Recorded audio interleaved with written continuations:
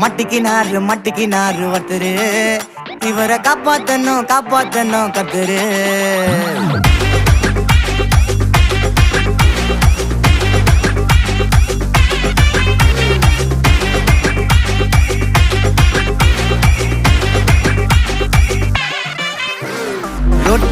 ரொட்டு கடை குருமா திரும்பி உனக்கு வந்து அச்சுது பாரு கருமா வாஷிங் பவுடர் நிறுமா கொஞ்சம் வாய சுவையும் பொத்துக்கிட்டு இருமா ஓ நிலைமையத்தான் நினைச்சு சிரிமா தக்காளி பிசிக்கி தொட்டு மொக்க வாங்கிட்டடா செவுத்த போய் நக்கு ஐபிஎல் கப்பு